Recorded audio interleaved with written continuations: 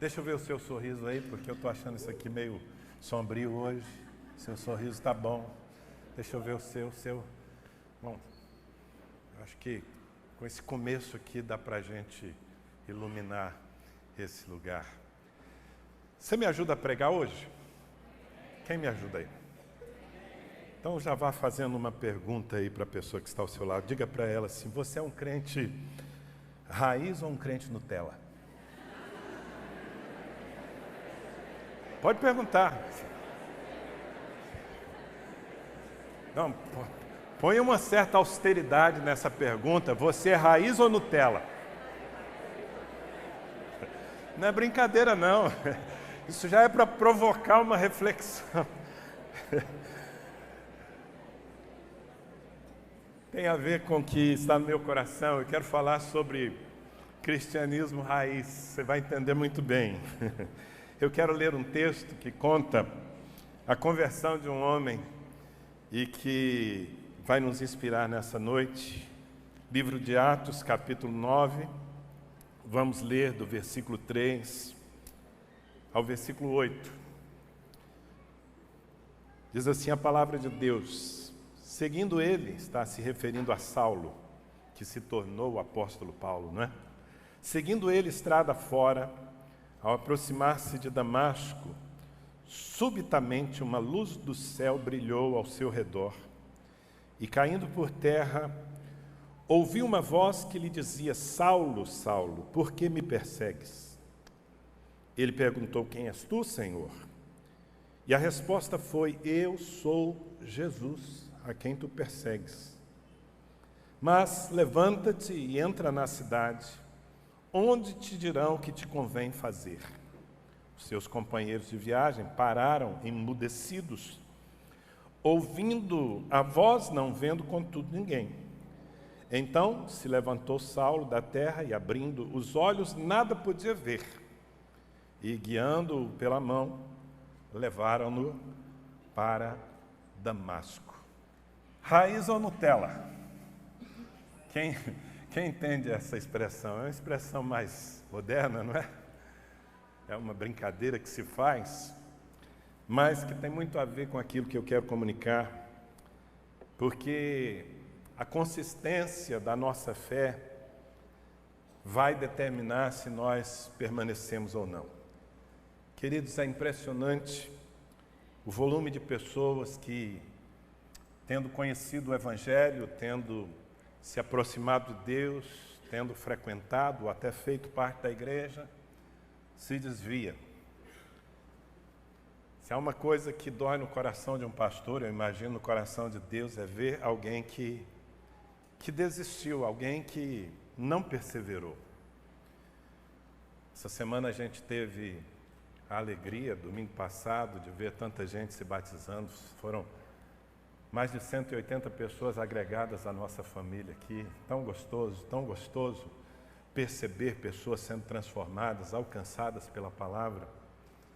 Durante essa semana também eu tive alegria, foi uma alegria maravilhosa, receber notícia de gente muito amada, que estava afastada de Deus, vivendo uma vida completamente avessa ao que Deus propõe, mas ouvir que essa pessoa estava voltando para Deus, tendo uma experiência nova com o Senhor, nosso coração se enche de alegria. Mas, por outro lado, encontrar pessoas que desistiram, isso é mais comum para mim do que eu gostaria que acontecesse. Às vezes eu estou num supermercado e alguém fala comigo, eu prego, ministro para tanta gente. Às vezes as pessoas que estão aí, elas têm a ideia de que se estabelece uma conexão pessoal, né? E a verdade é que eu não consigo guardar a cara, o nome então nem se fala de tanta gente, mas como vocês ficam aí, recebem tanto de nós, os pregadores, e acontece muito eu estar num lugar e de repente alguém olha para mim e diz: Pastor Danilo. E aí eu olho com aquela cara de: quem é você, né? Mas é tão ruim quando a pessoa diz: eu já fui da comunidade, eu já fui da igreja, E sempre quando eu ouço essa conversa, eu já pergunto, e por que não é mais? E aí as respostas são muitas. Ah, pastor, eu mudei para longe, ficou longe, e eu deixei de frequentar a igreja. Ah, é que eu comecei a trabalhar à noite, e aí desanimei. Ou talvez alguém diga, ah, eu tive um problema, uma crise, meu líder não me deu a assistência que eu esperava, e aí eu deixei de ir. São muitas histórias assim. A verdade é que num tempo em que nós estamos vendo tantas pessoas abraçando o Evangelho, nós estamos vendo também muita gente abrindo mão do Evangelho depois de tê-lo conhecido. E isso não deveria ser normal. A mim, um pastor, traz assim uma angústia. Às vezes eu fico perguntando, meu Deus, onde é que nós estamos errando? Será que nós não estamos comunicando bem a Tua palavra? Será que nós não estamos sendo um modelo eficaz para que as pessoas se firmem em Ti? Sinceramente, eu busco essas respostas, porque, como eu disse, não pode ser normal que alguém, tendo conhecido a graça de Deus, se afaste dela. Aliás, o escritor da carta aos Hebreus, ele escreve sobre isso, sobre a nossa necessidade de perseverar. Em Hebreus 10, 36 a 39 está escrito: vocês precisam perseverar, de modo que quando tiverem feito a vontade de Deus, recebam o que Ele prometeu. Pois em breve, muito em breve, aquele que vem virá, e não demorará. Mas o meu justo viverá pela fé, e se retroceder, não me agradarei dele. É uma citação do Antigo Testamento, de uma palavra dita pelo profeta. E aí o escritor aqui, no versículo 39, ele completa com uma declaração que gostaria eu que todos nós fizéssemos, não só hoje, mas todos os dias da nossa vida. Nós, porém, não somos dos que retrocedem e são destruídos, mas dos que creem, dos que perseveram e são salvos. Amém? Diga comigo, nós, porém, não somos dos que retrocedem e são destruídos, mas dos que creem, dos que perseveram e são salvos. Isso deveria ser o normal dos crentes, amados.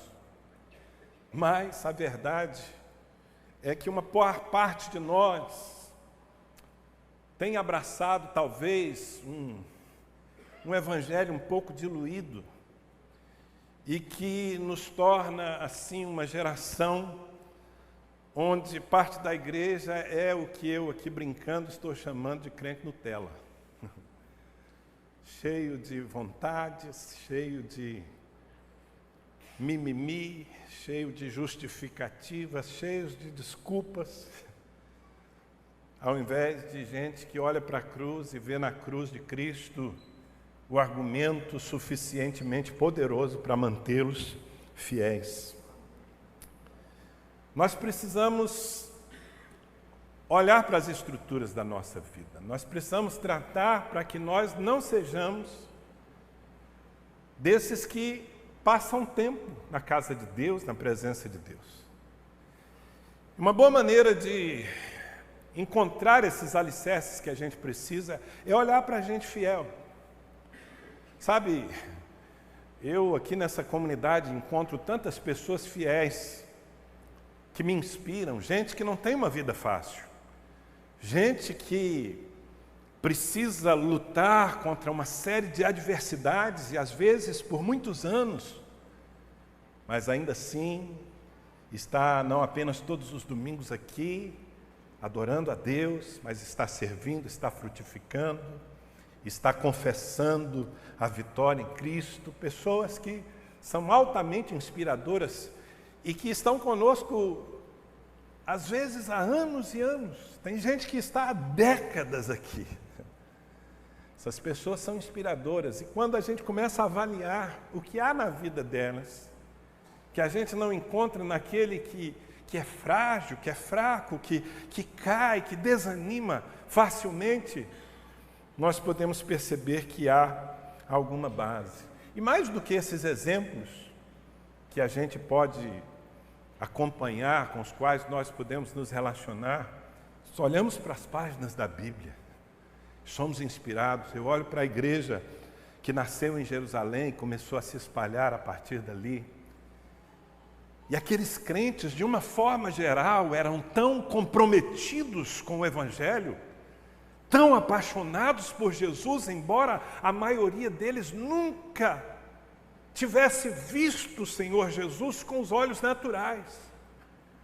Mas se aproximaram dele pela fé, abraçaram a proposta de vida que ele trazia através da igreja, e aquela geração de cristãos, embora muito perseguida, perseverava e crescia, porque não parava de anunciar as boas novas.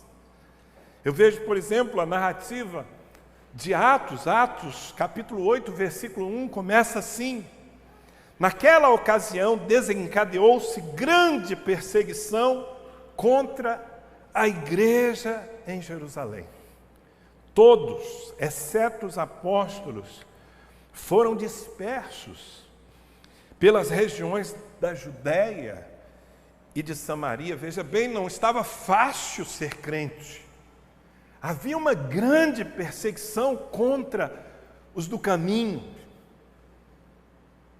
E apesar disso, apesar de que eles começavam ali já a ver irmãos sendo mortos, perseguidos até a morte, apesar disso, eles estavam firmes. Logo no versículo 4, esse povo que teve que fugir, a perseguição era tão forte que eles tiveram que sair de Jerusalém, fugindo para todos os lugares, para guardarem a própria vida. Mas essas pessoas não fugiram revoltadas, desanimadas com Deus, muito pelo contrário. Já no versículo 4 a gente lê: e os que haviam sido dispersos pregavam a palavra por onde quer que fossem.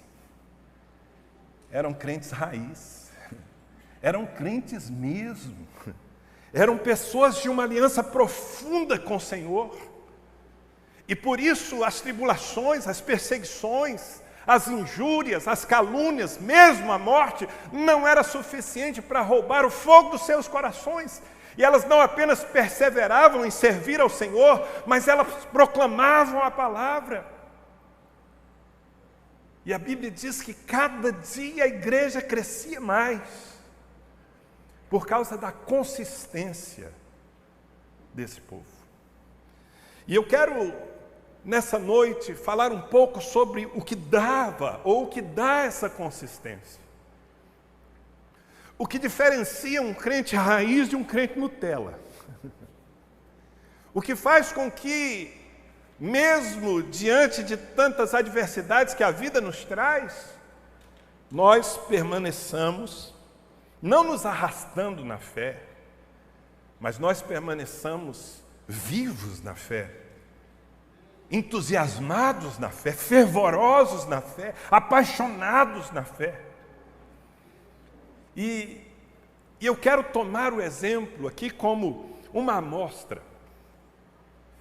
desse tipo de crente, porque nós lemos aqui alguns versículos no começo que contam um pouco da história da conversão de um homem.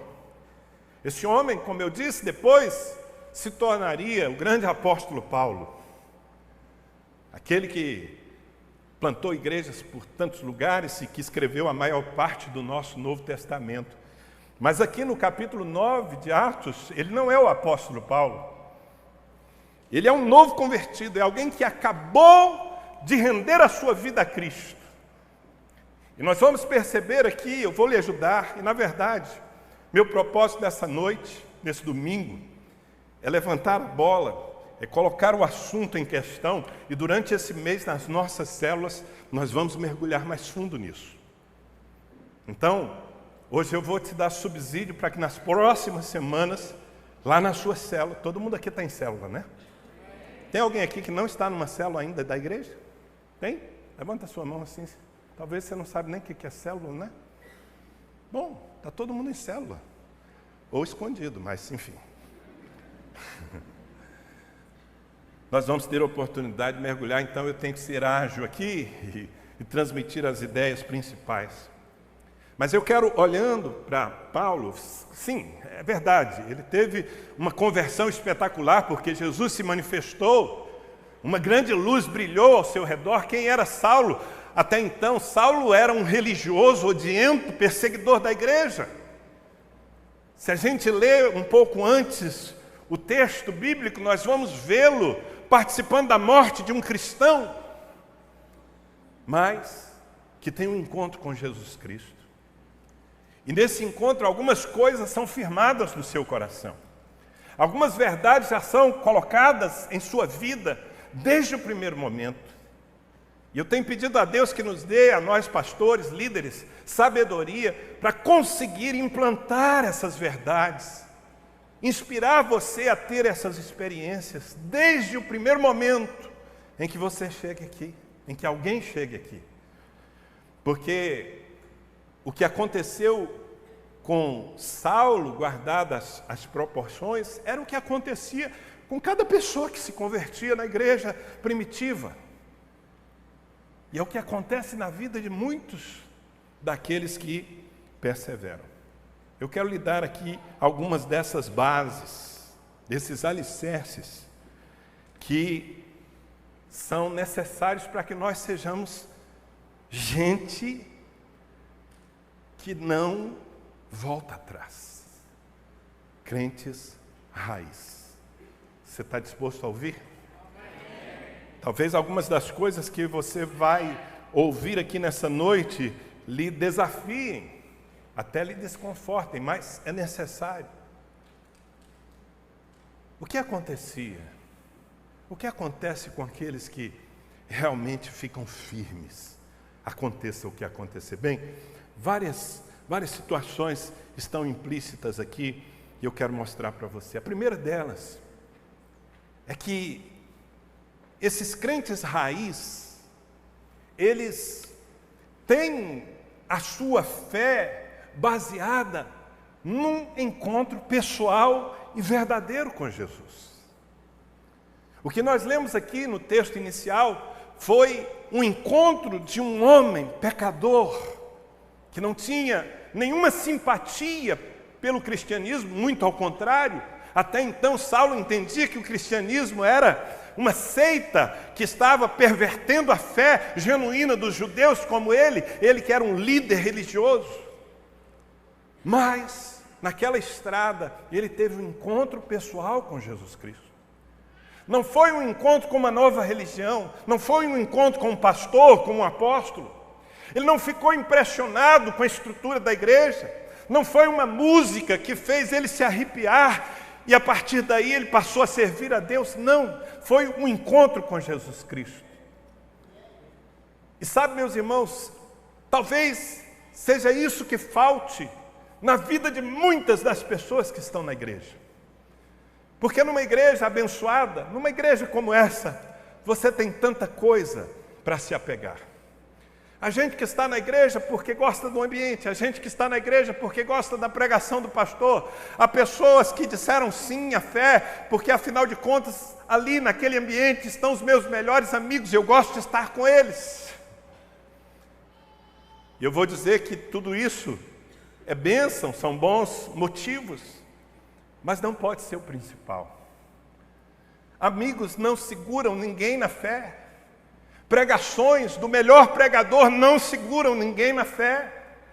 Você precisa ter um encontro com Jesus Cristo. Aliás, você precisa ter um relacionamento com Jesus Cristo.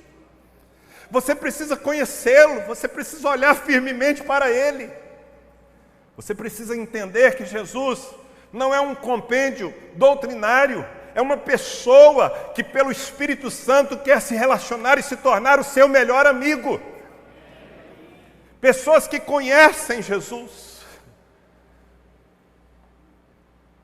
certamente estarão mais firmes do que aquelas que são impressionadas pelo que se diz acerca de Jesus. E talvez aqui a gente precise já fazer algumas correções, porque até no discipulado, na forma de liderarmos, muitas vezes nós falhamos, e ao invés de apresentar Jesus para as pessoas, nós nos apresentamos. Claro, eu tenho como pastor dessa igreja, eu tenho a obrigação de ser uma boa referência para você. Eu tenho a obrigação de me dedicar à palavra e trazer um bom alimento. Eu tenho a obrigação de viver aquilo que eu prego para que você olhe para a minha vida e se inspire. Mas não é o meu papel. E não é o papel de homem algum substituir Jesus na sua vida. Você precisa se relacionar com Ele. Você precisa conhecê-lo. Mas como é que eu posso me relacionar com Cristo? Um dia Jesus olhou para um dos discípulos que havia duvidado da sua ressurreição, Tomé, e quando finalmente Tomé se encontrou com Jesus ressurreto, Tomé se prostrou diante dele, adorando, e Jesus disse: Tomé, porque tu viste, creste. Bem-aventurados são os que não viram e creram. Bem-aventurados são aqueles que pelos olhos da fé, conseguem enxergar o Senhor e passam a se relacionar com Ele. Por favor, meu irmão, busque a Jesus. Ele é mais importante que a sua igreja, Ele é mais importante que o seu pastor, Ele é mais importante até mesmo do que a sã doutrina que nós pregamos, porque Ele é a verdade. Amém? Essa era uma base.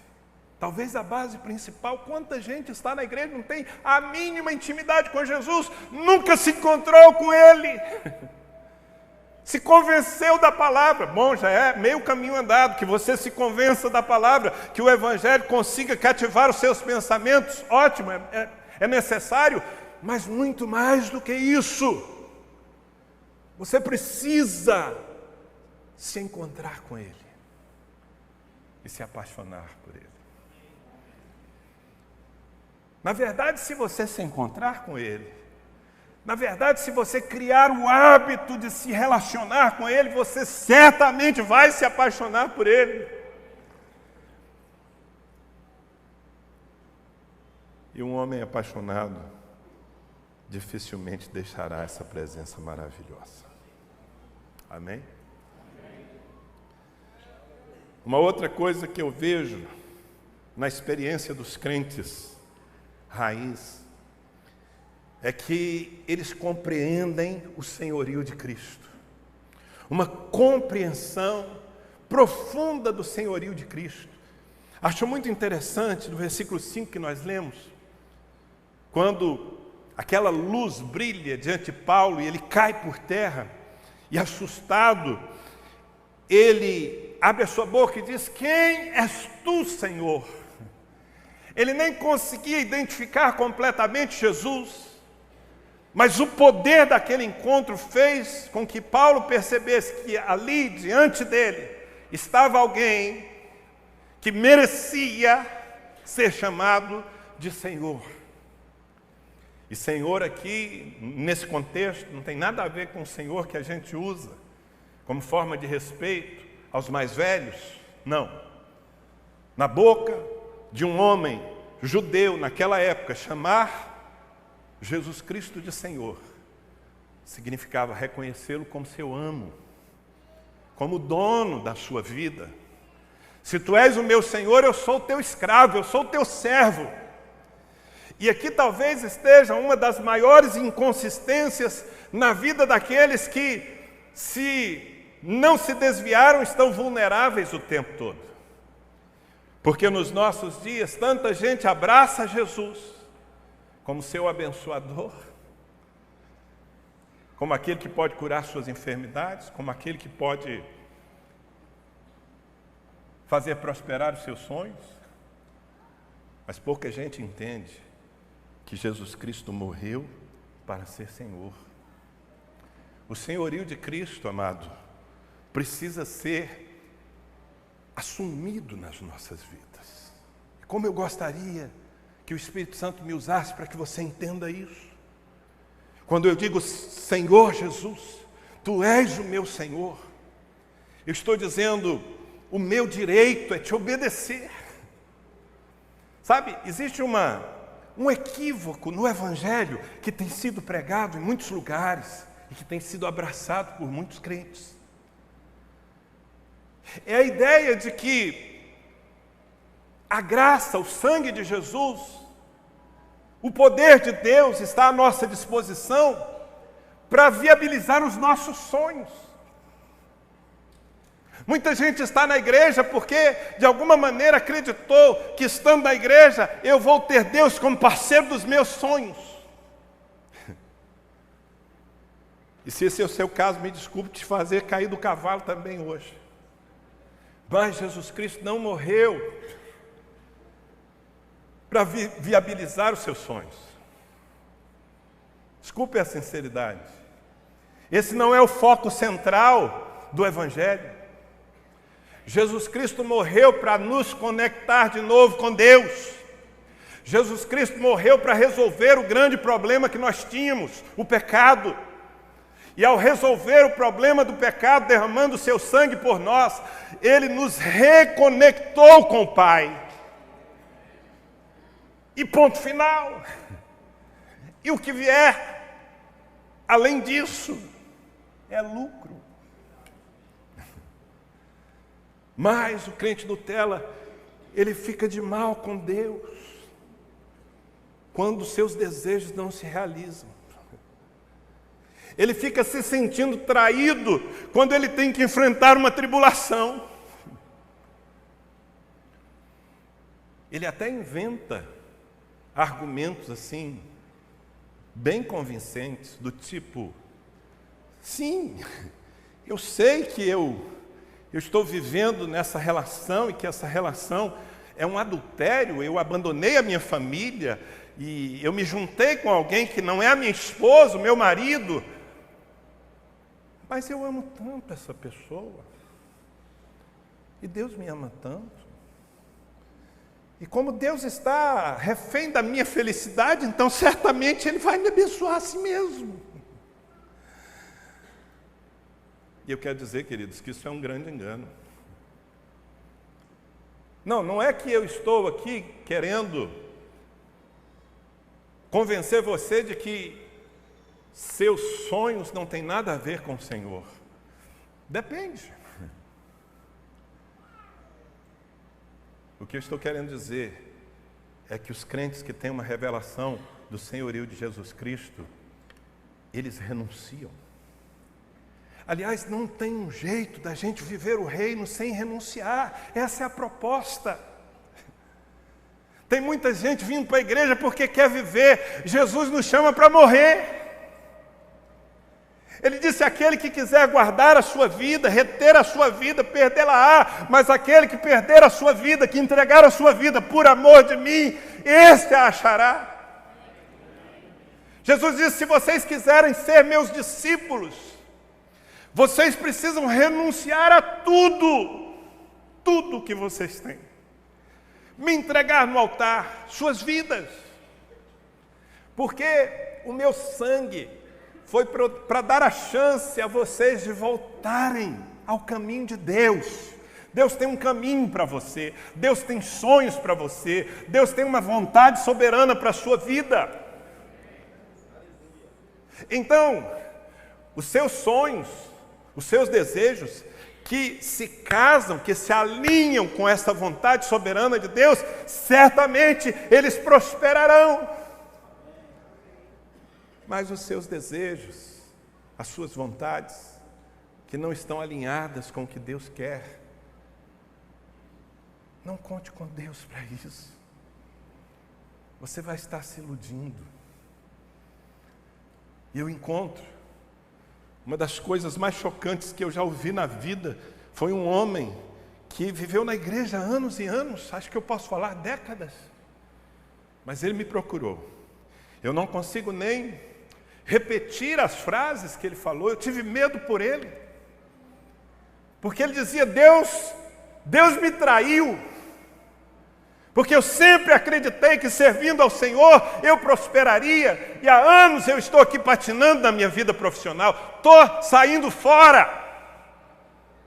Porque se Deus não cumpre o que Ele fala, coisas assim. E eu tive que, por favor, ainda que você pense essas coisas, não fale. Mas qual foi o engano? Esse homem, de alguma maneira, entendeu que a conversão era de Deus, não dele. De alguma maneira ele entendeu que era o Senhor quem iria se converter aos seus anseios, e não ele se convertendo aos anseios de Deus. Se nós queremos perseverar, nós precisamos antes entender que a proposta é: me entregue a sua vida, me entregue o seu futuro, e permita que eu lhe governe a partir da minha própria palavra. Amém? Os crentes raiz entendem o que é senhorio. Eles não estão em busca de um Deus que os sirva, que seja escravo das suas ambições. Não, porque esse Deus não existe. Talvez alguém possa criá-lo para si mesmo, mas ele é falso. O Deus que revelou o seu amor em Jesus Cristo é um Deus que governa o universo e quer voltar a governar cada passo da nossa vida. Talvez você diga: mas pastor, você quer me dizer então que a felicidade não faz parte do projeto? Não, eu quero dizer que faz sim. Faz parte. Aliás, felicidade eterna. Mas, se o destino é o trono, o caminho é a cruz. Não é felicidade de acordo com o seu coração. É felicidade ao nós nos acomodarmos ao coração de Deus, confiando nele e crendo que a vontade dele, ainda que em alguns momentos nos pareça assim inalcançável, mas que a vontade dele é sempre boa, perfeita e agradável. Amém? Uma terceira marca que eu vejo nos crentes que permanecem, crentes raiz, é que eles, desde o começo, têm uma revelação da igreja como corpo de Cristo.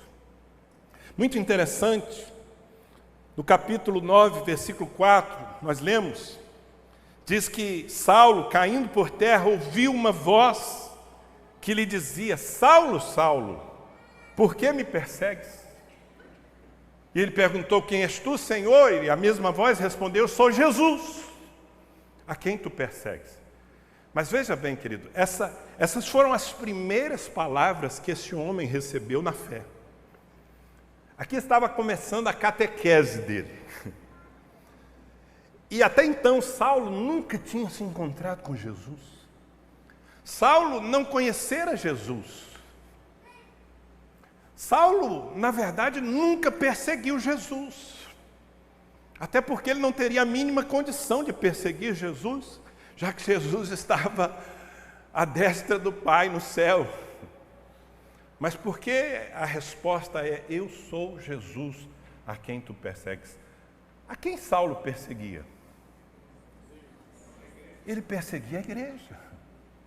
E o que Jesus está dizendo aqui, lição de beabá para esse novo crente: eu e a igreja. Jesus estava dizendo isso. Eu e a igreja somos um.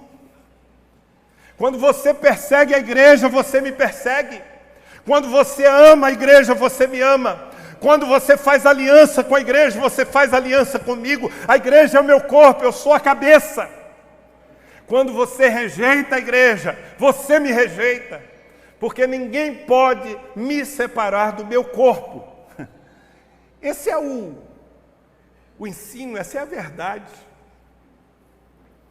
Mas nos nossos dias, a gente vive a incoerência de um número crescente de cristãos sem igreja, que às vezes a gente chama de desigrejados.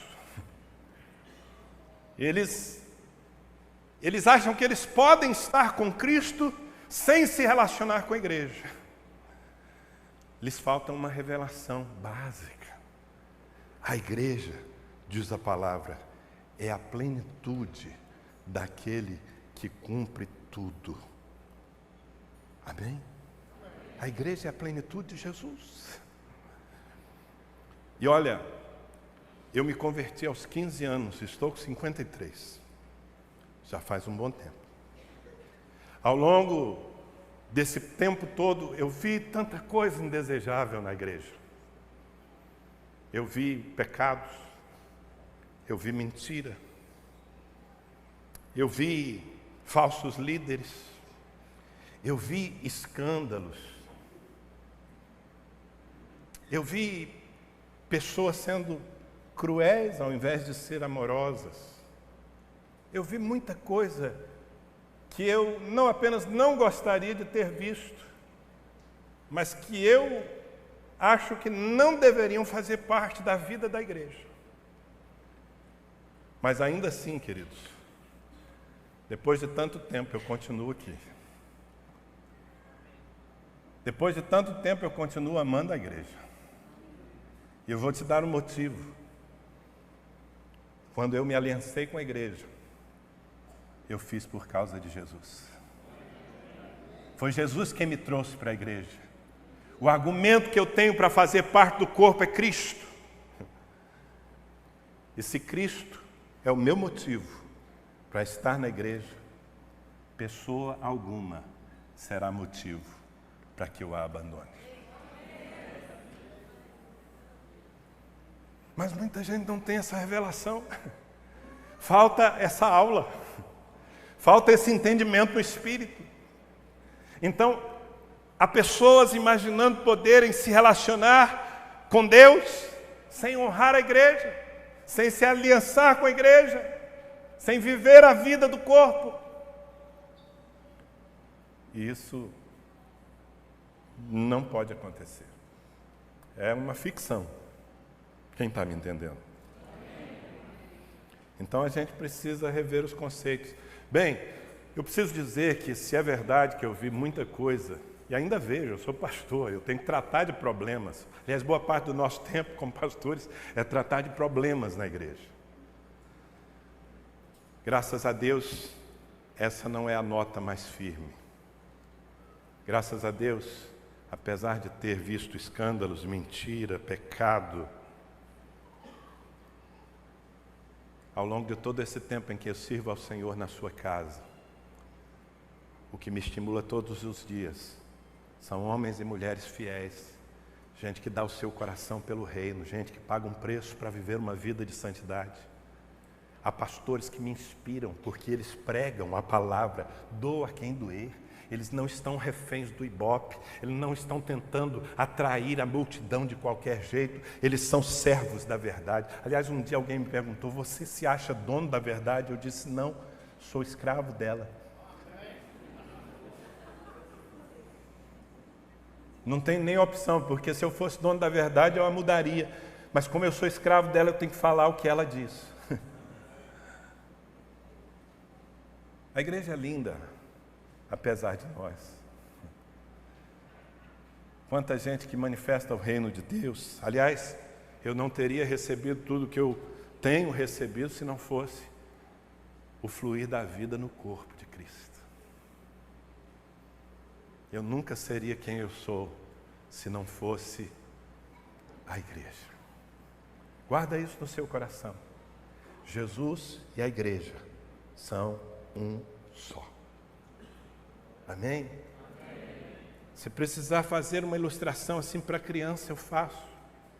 Querido, você não pode dizer que se encontrou com a minha cabeça em algum lugar dessa cidade. Se você se encontrar apenas com a minha cabeça, repreende, porque é assombração. Você sempre vai encontrar a minha cabeça e o meu corpo. Eles são um só. Assim é Cristo e a igreja.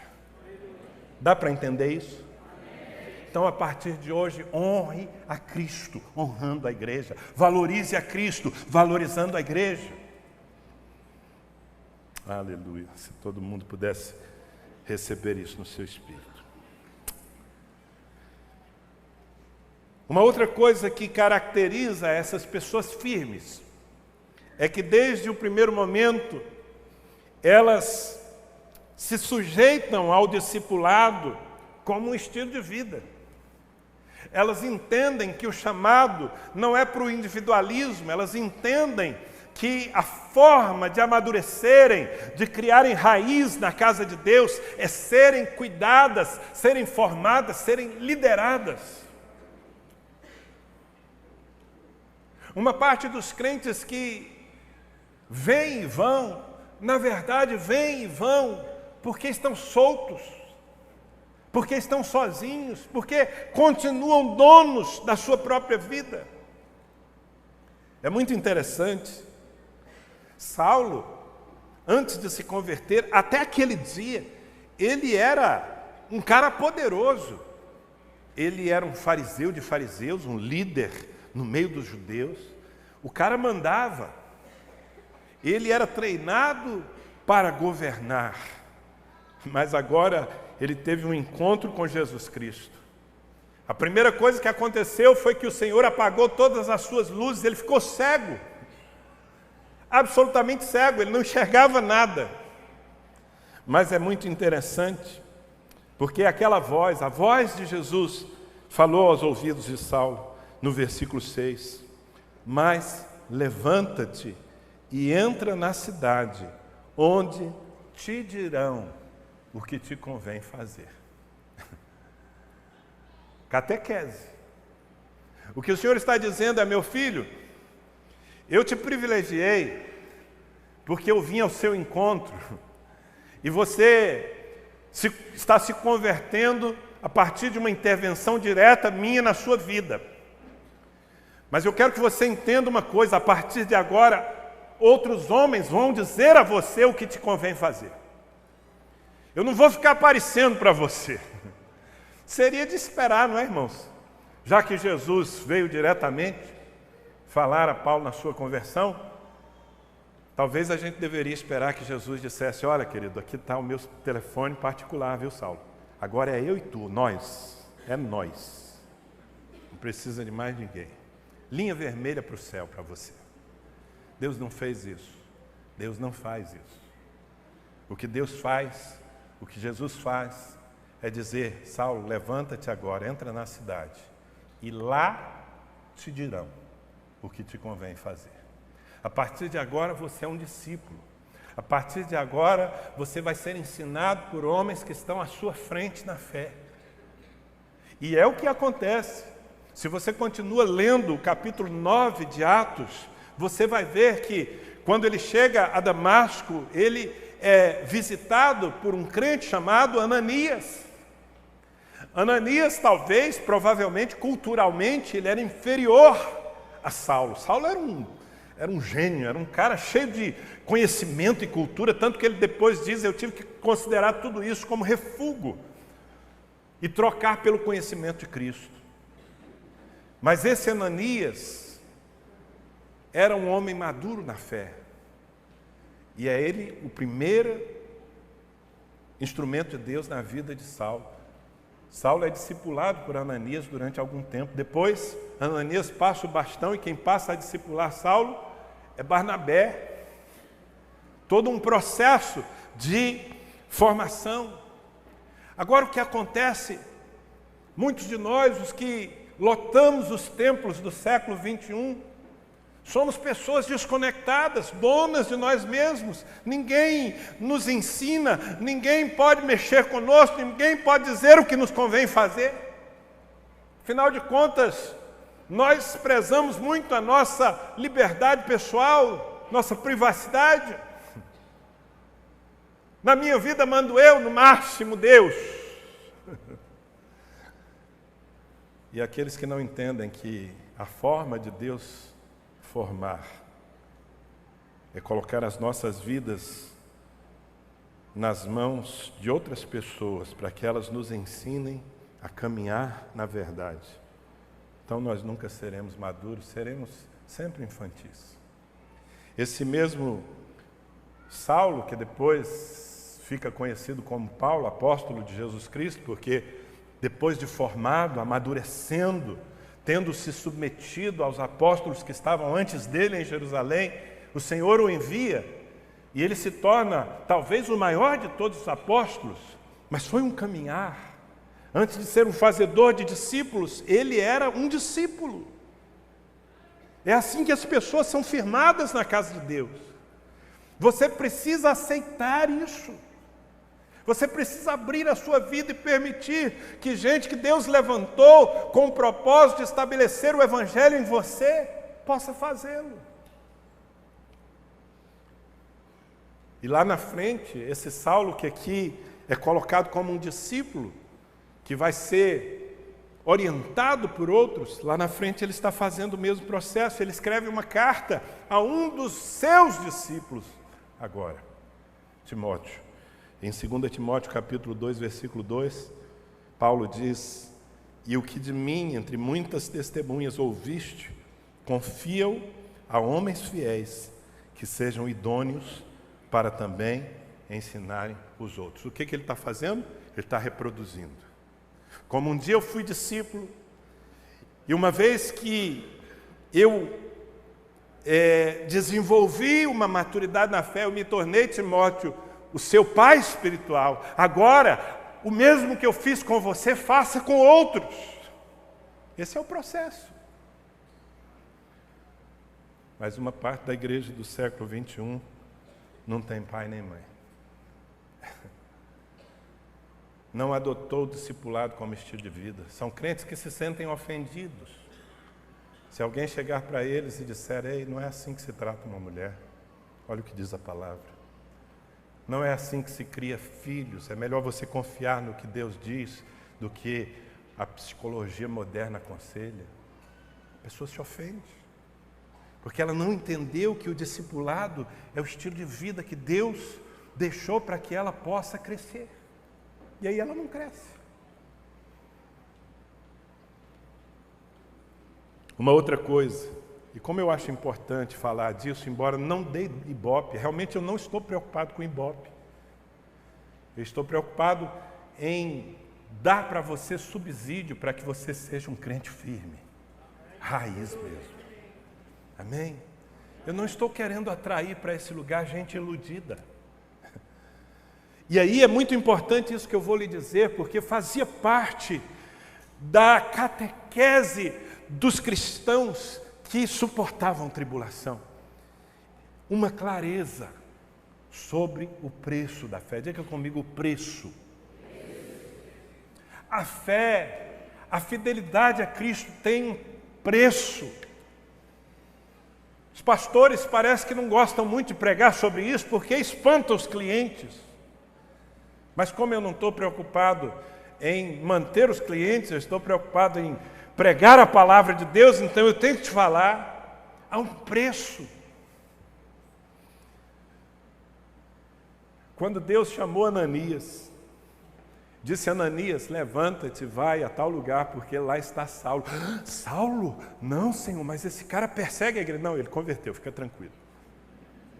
Ah, que bom então. Só que, Ananias, é você quem vai discipulá-lo agora. Vai começar desde a consolidação.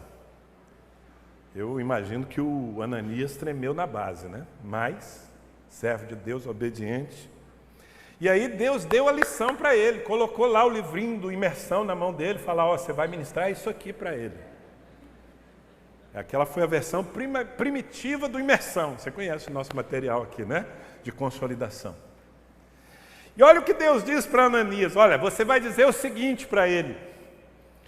Versículo 16: pois eu lhe mostrarei quanto lhe importa sofrer pelo meu nome. O Ananias deve ter olhado para Deus e falado: Senhor, mas o Senhor vai falar para ele já agora isso aí? Por que a gente não deixa essa parte do sofrimento para depois, quando ele estiver mais firminho? Não, ele precisa entender. Todo crente precisa entender, desde o primeiro momento, que a vida cristã é uma vida de renúncia, que há um preço a pagar, que nós não somos chamados assim para navegar em águas tranquilas. Nós somos chamados para enfrentar o inferno E o fato de servirmos a Deus não significa, nem de longe, que nós sejamos poupados de certas aflições. Aliás, algumas aflições só acontecem porque nós somos crentes.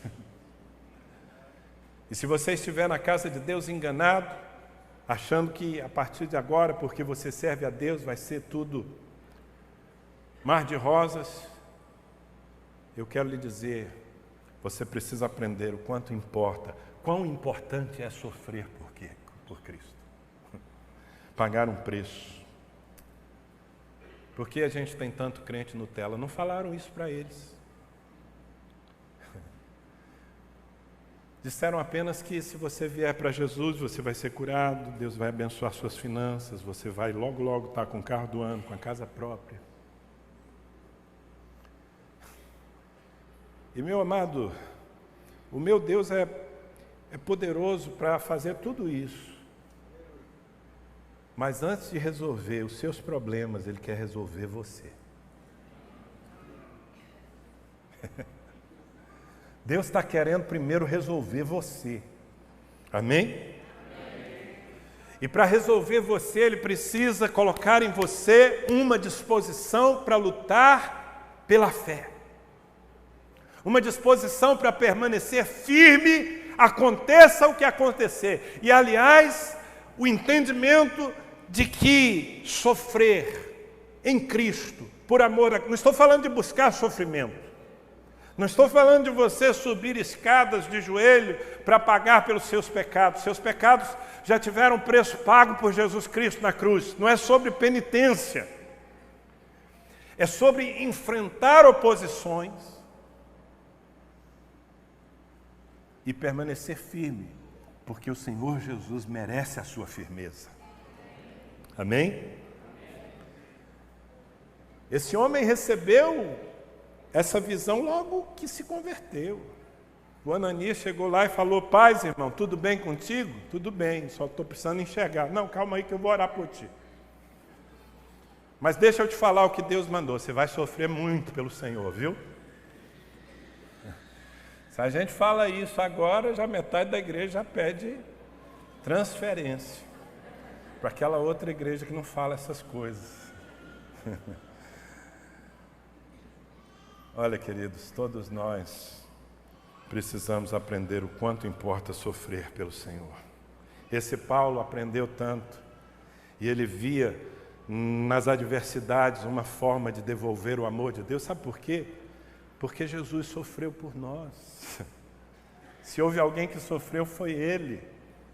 E lá na frente, quando já é um líder maduro da igreja, ele escreve, por exemplo, aos Colossenses, versículo 24, capítulo 1, ele diz assim: agora me regozijo, me alegro nos meus sofrimentos por vós, e preencho o que resta das aflições de Cristo na minha carne, a favor do seu corpo, que é a igreja. Paulo está dizendo: irmãos, eu me sinto alegre de sofrer pela igreja, porque eu estou me identificando com Cristo, eu sirvo a um Deus que foi capaz de sofrer por mim.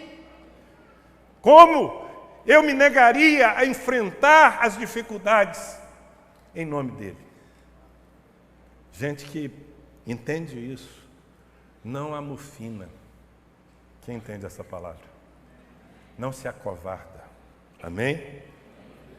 Dá uma sacudida no irmão aí e fala: raiz ou Nutella, irmão? Pergunta aí, vai. Vai que ele já chegou a uma conclusão.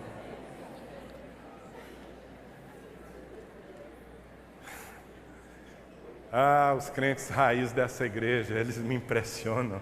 Eles passam por tantas dificuldades, eles enfrentam tantos demônios. Muitas vezes a enfermidade entra na casa deles e eles têm que fazer uma guerra sobrenatural, mas eles continuam aí, eles continuam apaixonados por Cristo. E eles veem as provas como uma forma de devolver ao Senhor a fidelidade.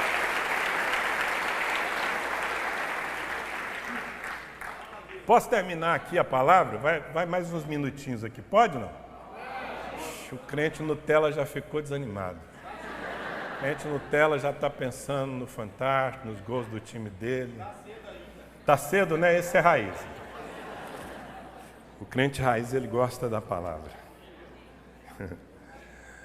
Mas sabe, queridos, nessa estrutura que nós todos precisamos receber, existia e existe, né? Porque não estou falando de algo do passado, isso está na vida de muitas pessoas, isso é implantado pela igreja na vida daqueles que querem receber. É uma vocação universal para o ministério. As pessoas já se convertem, entendendo que elas foram salvas para o ministério, para servir. Sabe, não havia espaço para não venha, porque a gente vai cuidar de você eternamente. Isso aqui é uma creche, filho. Pode ficar aí que a gente vai dar mamar a vida toda para você. Não havia essa ideia na igreja. E eu quero dizer para vocês, irmãos, que como pastor dessa comunidade aqui, eu estou decidido a não criar um plano B para aqueles que querem só encostar. Nessa igreja não tem lugar para encostar. Nessa igreja aqui tem lugar para crescer, tem lugar para servir, tem lugar para se envolver, tem lugar para frutificar, tem um caminho, claro, quando você se converte, você tem que ganhar estrutura, mas para o ministério.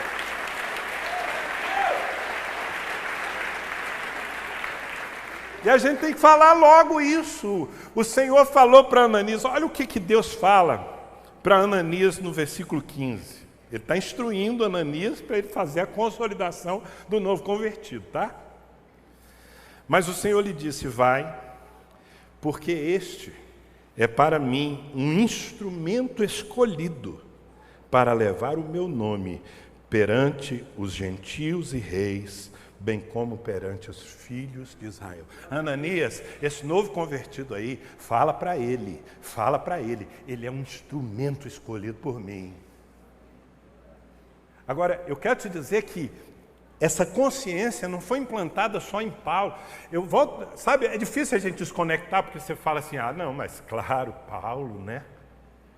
Não. Todo crente se convertia debaixo desse propósito. Você é um instrumento nas mãos de Deus. Você está sendo salvo não para ser servido. Sim, você vai ser servido pela igreja, vai ser cuidado, vai ser amparado, vai ser curado, mas tudo isso tem um propósito, tornar você um canal de Deus na sua geração, levar você ao ministério. E gente envolvida com o ministério, essas pessoas acabam criando maiores raízes. Amém, queridos? Por último, deixa eu ver a sua cara de alegria. O crente Nutella, ele se segura. Quando o pastor fala assim, finalmente, ele...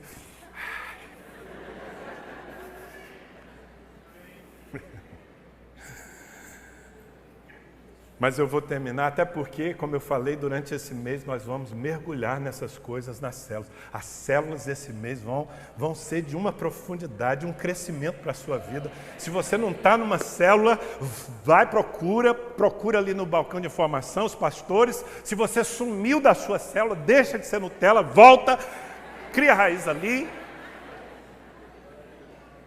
para crescer. Amém?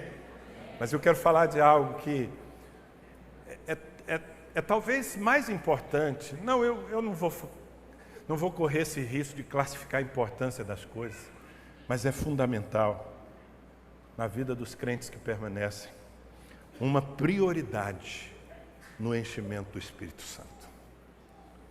Sabe, Ananias, ele foi na direção de Saulo, e no versículo 17, olha o que diz a Bíblia. Então Ananias foi, e entrando na casa, impôs sobre ele as mãos, dizendo, Saulo, irmão, que coisa linda, aquele que ontem era perseguidor, agora é meu irmão. Saulo, irmão, o Senhor me enviou, a saber, o próprio Jesus que te apareceu no caminho por onde vinhas, ele me enviou, para que recuperes a vista e para que fiques cheio do Espírito Santo. Catequese, sabe? É a primeira lição. E ele está dizendo, eu vim aqui porque você precisa hoje ficar cheio do Espírito Santo.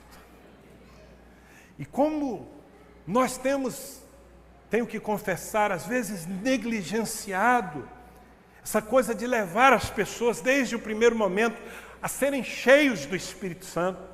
Mas eu gosto do verbo que é usado aqui porque não fala de estar cheio do Espírito Santo. Não é para que estejas ou para que sejas cheio do Espírito Santo. É para que fiques cheio do Espírito Santo. Me dá a ideia de continuidade. Você vai ser hoje cheio, Saulo, mas você vai permanecer cheio do Espírito Santo. Você vai continuar cultivando essa unção na sua vida, porque essa unção que é o poder de Deus para fazer de você um homem firme, capaz de sobreviver e de vencer todas as perseguições e resistências que você vai encontrar na vida. Cheios do Espírito Santo. Pessoas que se mantêm cheias do Espírito Santo dificilmente se desviam.